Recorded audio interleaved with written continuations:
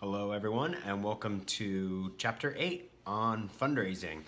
So, I bet a lot of you are already like going, oh, fundraising, and kind of dreading this topic because it's a tough one and a lot of people don't like doing fundraising.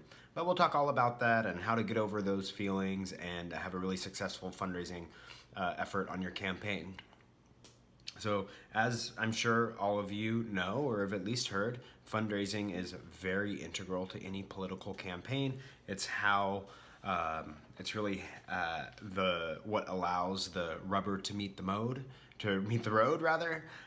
Every advertisement that gets bought, every pamphlet that goes out to voters, all of that requires a healthy fundraising underlying it. So we can't really overstate how important fundraising is to a political campaign. And it could really mean whether or not you're getting endorsements and whether or not people are taking you seriously. You'll recall from last chapter, I said that as organizations are considering your candidate viability, one of the questions that they'll ask you straight away is how much money have you raised? So it is a measure that people use to assess your campaign's viability as well. So it's very important for many aspects of the campaign. It's really, really foundational, just as foundational as creating a solid campaign message. So let's take a look at the individual lessons that we'll go over in Chapter 8. So the first one, Lesson 1, we'll talk about what I'm calling the fundraiser's mindset. I was just mentioning how a lot of you are probably already kind of digging in your heels, already feeling, oh God, I don't want to do this. Like, I don't like fundraising. It's the part I'm dreading the most about the campaign. Well, we're going to dive right into that sort of feeling, and we'll tell you how to get over it.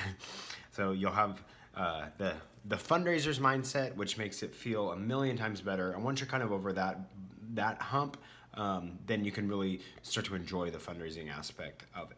Believe it or not, when I was working in politics, even though I never ran for office, I had to do a lot of fundraising for the political organizations that I worked for.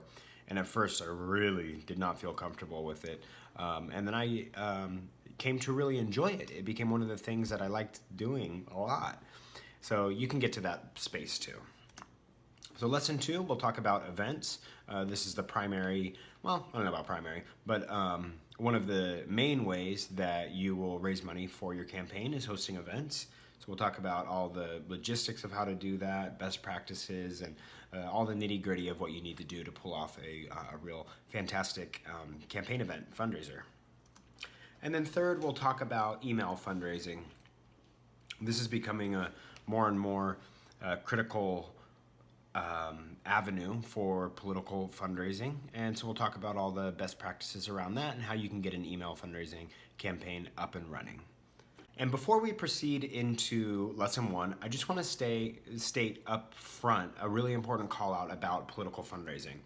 And that is that contributions to political action committees, like the campaign committee that you're forming as a legal entity behind your campaign, contributions to those political committees are not tax deductible like charitable contributions are. So that can be really confusing for people, and it can be tough for people to really understand at first, because people are really accustomed to making a contribution or a donation to an organization, like maybe they give to like the Salvation Army or the Red Cross or whatever, and then they know that they can write that off at the end of the year. Political contributions are different.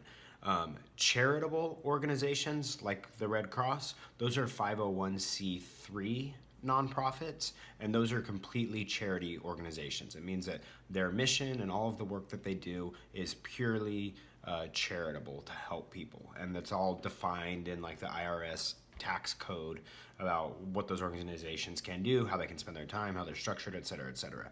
Political entities like the committee that will be driving, that's the legal entity of your campaign, that is a 501c4 organization, which means that it's a political organization. It's a nonprofit, nobody's trying to make money off of it, but it's engaging in mostly political activities, which are not considered charitable. They're not doing charity work, they're doing political work. and therefore the tax code deems contributions to those 501c4 political organizations as not tax deductible. So just make sure that people are aware of that when you're out there asking for contributions, but wanted to make that very clear up front of the chapter here. Okay, now that we got that nerdy tax code stuff out of the way, let's jump into lesson 1.